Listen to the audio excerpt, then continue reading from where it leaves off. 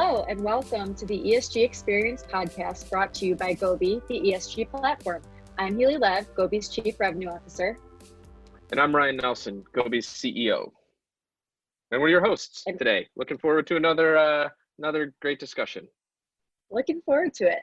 So whether you are an ESG expert or just dipping your toes in the ESG universe to understand how it can help with engaging stakeholders, mitigating risk, and attracting investors, this podcast is for you.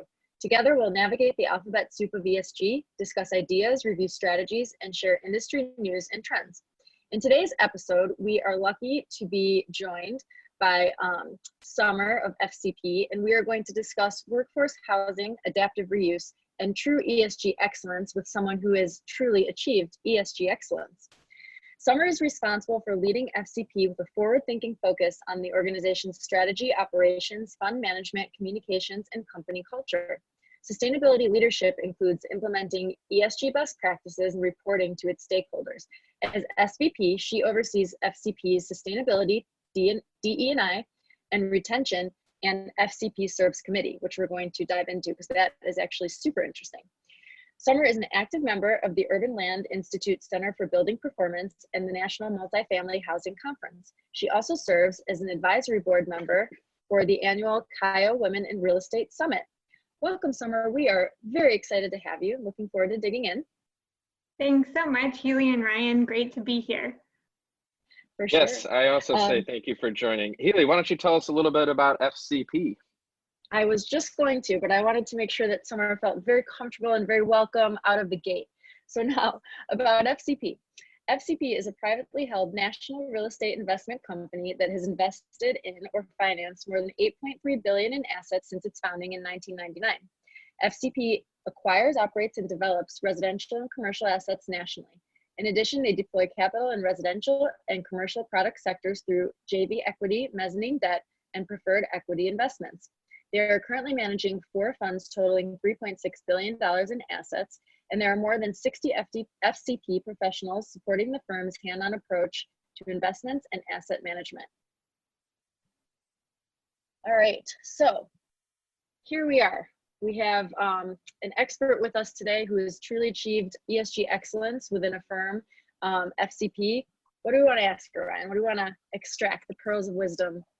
Well, and I'll just continue again. You know, I appreciate everything that FCP is doing, and a lot of those under your direction, Summer. I've been familiar with FCP for a while now, working together a little bit, but doing some research and really diving in and getting to know what you're up to has been really cool. Some really great projects. I'm sure we'll touch on a little bit today.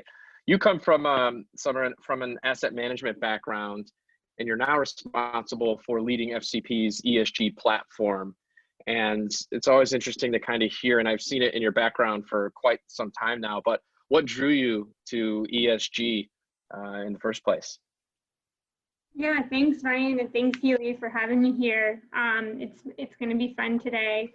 So what drew me to ESG was I was actually in graduate business school during the last financial crisis, and there was a lot of talk about reshaping business. And so I became interested in it then, and I actually launched an ESG investment fund focused on equities with one of my classmates 10 years ago in business school. And so out of that, I ended up joining FCP shortly after business school 10 years ago. And along the way, you know, FCP was already doing sustainability projects even before the term ESG was really well known. But that's one thing that attracted me to FCP.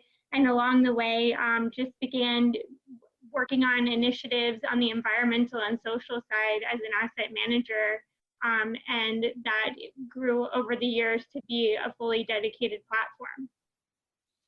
That's a great story. I appreciate it. I love the idea that ESG is a discipline that we can align ourselves with and study and, you know, be kind of an industry of its own.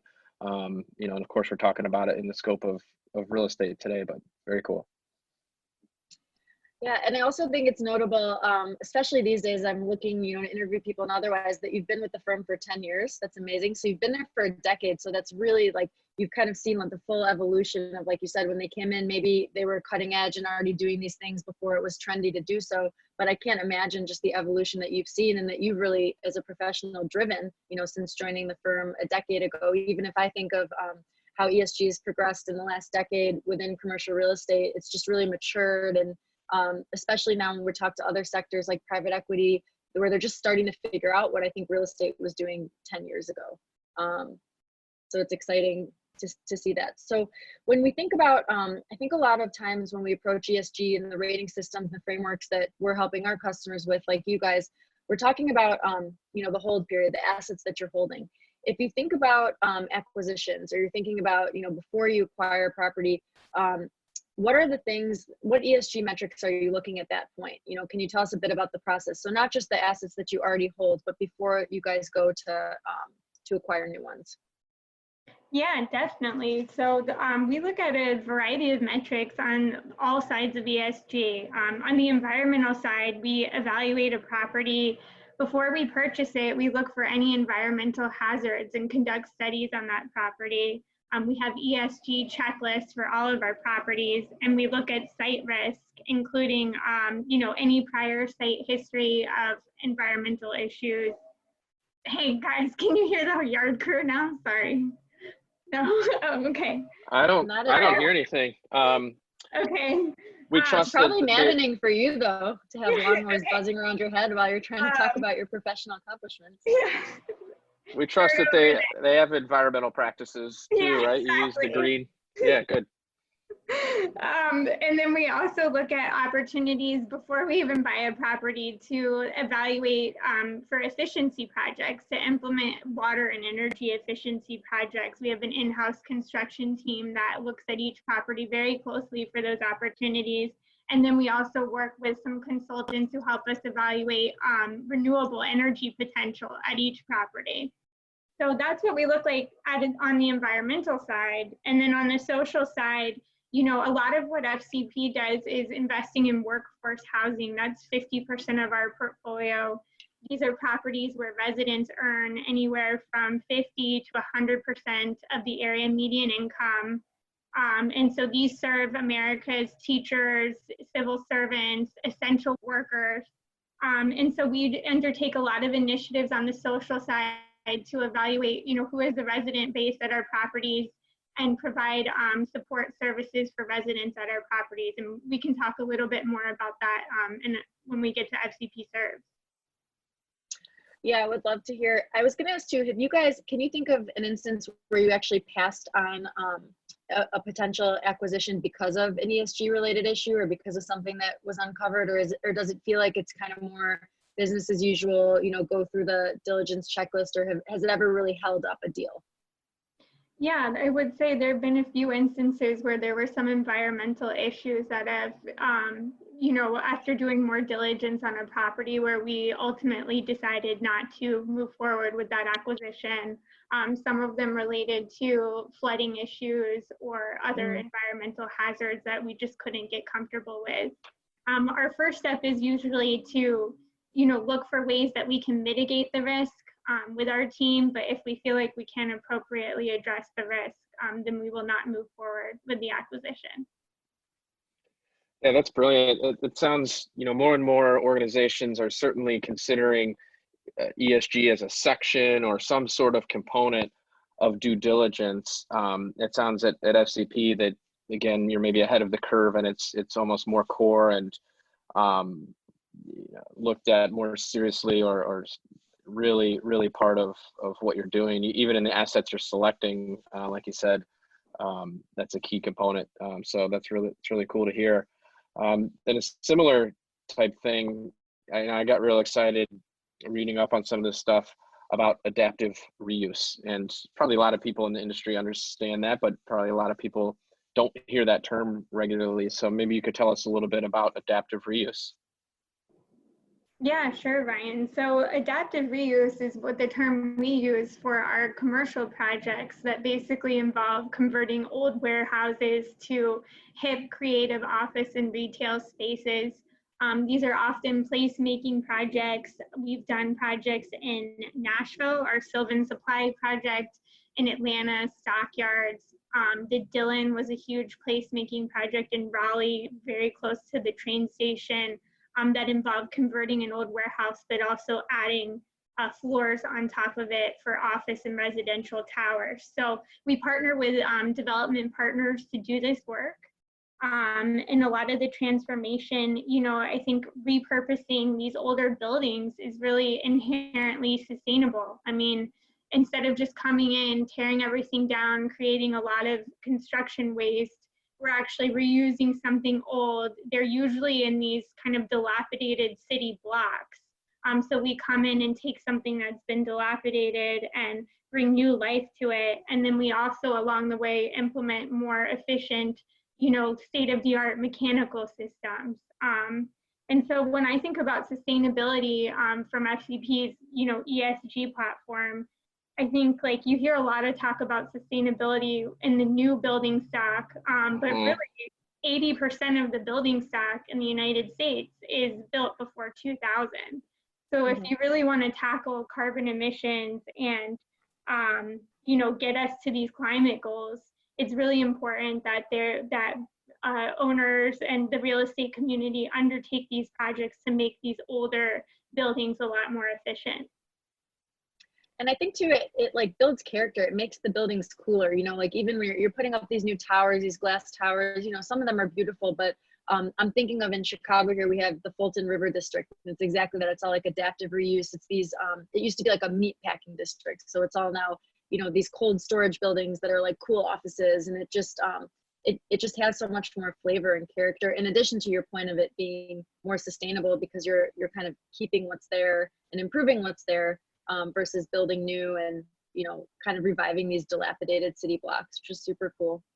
So speaking of adding value, it says here in the past 5 years that you have created $54.7 million in value specifically through environmental sustainability. So one thing that I find in my comings and goings is a lot of people will say, ESG is great, all things equal, as long as it's not cutting into profits, or no one would necessarily like pay a higher rent or something. But so people, I think, have a hard time, what I'm trying to say is quantifying the actual value around ESG. Or actually converting it to like a meaningful monetary sum that's directly tied or attributed to ESG. So how do you guys look at that, or how are you quantifying that 54.7 million in value as a result of ESG? Yeah, sure. So the way we quantify it is, well, this 54.7 million really represents doing 126 projects, efficiency projects across a portfolio of 129 assets. So you can see that we're essentially doing projects on almost every property we purchase. And the way we quantify it is by tracking the energy savings. And actually we use Gobi to help us track utility consumption. But we track the savings and then we apply a cap rate to that savings, because when you can reduce the expense line item of the property, you're improving the operating income and thus adding value when the next buyer comes to purchase the property. Some of these projects include LED lighting, HVAC replacements, a lot of exterior building upgrades. And then on the water side, we implement a lot of low flow devices. And so it's a win-win, because we're not only adding value to the building and to the income statement, we're actually reducing expenses for our residents and tenants as well. That's awesome. Yeah, another thing I love about ESG is, telling the story and kind of, all ships rise with the tide sort of thing, and a lot of co-opetition, if you will, goes on, or people sharing so that other firms can do better too. I think that's really good. There was a lot of humble approach to it, I think, for a while, and so we're trying to help encourage people to tell your story. And it's like, well, I don't, I want to be humble about it, but no, you got to tell your story. People are interested in it. We learn from each other. It makes the whole system better. And one way to do that are the corporate social responsibility reports. And I really enjoyed reading yours, the one that was released in June of last year, right in the peak of the pandemic. And it's a great report, and it's great to hear some of the things, see the metrics behind what, some of the things you were just explaining, and to see examples of those projects and what they've done. So love the CSR report. Well done on that. I'm going to read a quote from it, from your team. Through our management of residential and commercial properties, we are in a unique position to make a positive impact on numerous lives. Yes, that seems, it's kind of like with great power comes great responsibility. Maybe could you tell us a little bit more about what's behind that quote and things that you're particularly proud of? Yeah, thanks, Ryan. Great that you read the report. They're on our website, and we actually have our next one coming out in June. So we're excited to share that with everybody. But with regard to that quote, you know, we recognize that we're a multifamily owner of thousands of apartments. And really what that means is we provide homes for thousands of people. And we take that role really seriously. And as I mentioned, you know, our workforce housing portfolio does serve America's essential workers like teachers, grocery store workers, civil servants.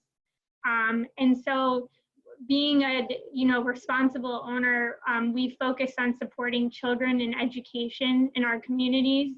And I think we've seen with this COVID-19 pandemic, I mean, it's brought to light so many challenges for so many people. So our FCP team members really rallied, and we coordinated with multiple nonprofit organizations to deliver food to our residents. We also continued our programming. We have after-school programs at some of our properties, and we continued with that programming virtually. We created resource guides to help our residents navigate this confusing network of support services. And as a company, we came together to personally donate to COVID-19 relief through an internal fundraiser, and our team through the FCP Serves charitable part of our organization and other affiliates, we've contributed over 675,000 meals to the broader community. So really our team just, we recognize that, you know, we can affect numerous lives, and we really wanted to come together during this pandemic to help people during this situation. That's awesome. And I think above and beyond the kind of business as usual thing that you're talking about, that's just core to the kind of business that you guys are and the types of properties that you have and the types of residents that you have. In addition, you have this FCP Serves now. And it sounded like from what we read that it was kind of new with regards to the pandemic. Do you want to tell us more about that? I thought that was pretty admirable and exciting thing like that you guys have put out there. That's a really meaningful and tangible above and beyond as a result of what's happened over the past year. Yeah, thanks, Helee. Our FCP Serves, we've had an FCP Serves committee, I think, for about 6 years now. So it's something that we've been doing for a while. It's basically our community volunteering and charitable giving program. And it's a group of team members from all different groups within FCP. And we come together to meet to plan volunteer activities such as build days, or we have toy drives, and we even volunteer, you know, to help renovate local schools, things of that nature. So, and every year we host an Empower for School campaign where we donate backpacks and school supplies to the children at our communities. So I think, you know, in terms of FCP Serves, it's been a part of our culture, but really with this pandemic, the committee came together and held a lot more events and really, you know, came together to even do more. And I would say I'm really proud of that effort of our team. I love that. I wish I was local and I would invite myself to tag along because one of the things, I think you have little kids too, or with my little kids, I'm trying to like instill this sense of like volunteering in them early, right? Like I want to take them to actually do stuff. It's not the same to just give money. Like they don't understand giving money. Like you need to have the experience of actually going. And I found that during the pandemic, it's almost impossible to find those kinds of things. Like you can't go to a nursing home and like sing and draw pictures for them the way that you used to, or like things that I did when I was a kid. Do you guys include like your employees' families as well, or is it just kind of for the employees themselves? Yeah, I would say pre-COVID, we have events every year where employees and their families can come out, and I've brought my children, and it's a great way to, you know, show kids the value of volunteering. Got the lawnmowers, but also heard everything that you said. So yes, we did. Perfectly clear. Well, good. You'll have to send, oh, sorry, I was just gonna say we'll have to broadcast with this podcast or put alongside a picture of your manicured lawn so that everyone knows it was worth it. We'll put that in the Yeah, notes. except now nobody likes grass now because it's water intensive, right? I mean, luckily I don't live in a drought state, so we're all good. Good. Fair enough. No judgment. Yeah. Well, great. I think just one more question we wanted to get to, and then of course you can share anything else that you'd like to. It sounds like, what I'm gathering is ESG and diversity and inclusion, and these things are very core to FCP and seems to be successfully part of the culture there. And then additionally, as you just told us about, you have FCP Serves to really make sure that you're contributing and that you have a dedicated program. So that's incredible. One of the things that I picked up on in your CSR report were your employee retention rates, talking about your own leadership and your team and the growth that you've had. You have retention rates that are significantly higher than the average at 95% over an average of 82%, which is even pretty high depending on how you segment firms. I think there's a lot of organizations that would love a few tips on how to improve employee retention, especially as we're getting into maybe a more competitive market from that perspective. So if you'd like to share, please do. Yeah, thanks, Ryan. I've given this some thought, and I would say that we have a really collaborative and open culture. One thing that's really unique about FCP is that every team member is invited to an investment committee, and I've never heard that in any other organization. And so even our most junior team members, can come, can ask questions, we invite feedback, and it's a wonderful training ground, especially for all of our junior staff. Over the past few years, we've really taken an effort. We hired an expert diversity and inclusion consultant 2 years ago to come in and to help us redo our recruiting and talent management practices to really standardize our processes, and that's helped a lot. And I think our team members are really happy with the work that's been done in that area. And overall, I would just say that our team members are really passionate about real estate. They're passionate about the projects that they pursue. And no matter what level they are, they have a voice within the firm, which I think, makes people feel a part of a team and leads to good morale. We also, we're about 61 people now, but we still have this entrepreneurial spirit where, like, if you have an idea, and you want to try something at a property, like, you're welcome to try it and bring it to the table, see if it works. So that's what's really fun. That's what keeps me energized. And we don't really take ourselves that seriously. I will say that we have some holiday party lip sync battles with some crazy costumes. So that's always a funny time. And that translates to Zoom even. Like, that translates to Zoom. You don't even have to rethink that. It was all done on online last year. We had to submit our videos. So they're out there online somewhere. But yeah, it's just a really fun group of people to work with, and I'm super excited, to see all the new projects we have coming up this year and over the next few years. Well, that's great. Really appreciate that insight and those tips. That sharing, being transparent about having people at those investor meetings and all those kind of things. I know it's tough to figure out that balance because you want to share information but you want to allow people their own time to be productive, but you want to share. So it's great to just draw a line and make some very specific things that allow that kind of entrepreneurism and those things to happen. So that's really cool. And as you grow, I've seen it many times as companies grow, it's kind of hard to maintain a good culture, but by measuring it, being thoughtful about it and the things you're doing, it seems like you're going to have success as you grow and still maintaining a great culture over there, and hopefully keep that retention number in the 95s. That's excellent. Speaking of, so Ryan's takeaway, your takeaway is inviting them to the bigger meetings, giving visibility. My takeaway is lip syncing contests. Lip syncing, yes. Anything else, Helee or Summer? Nothing else by me. Thanks again for joining us. It was fun to learn, even though you guys have been a customer for years. I feel like I learned new things today from you. So Yeah, appreciate it. And thank you to our tens of thousands of listeners for joining us on the ESG Experience podcast. We appreciate your loyalty. Look forward to our next episode, and make sure you tune in. Follow us on your favorite social media channel at hashtag ESG Experience. And yeah, we appreciate you supporting our podcast, and we will catch you next time. Have a good one.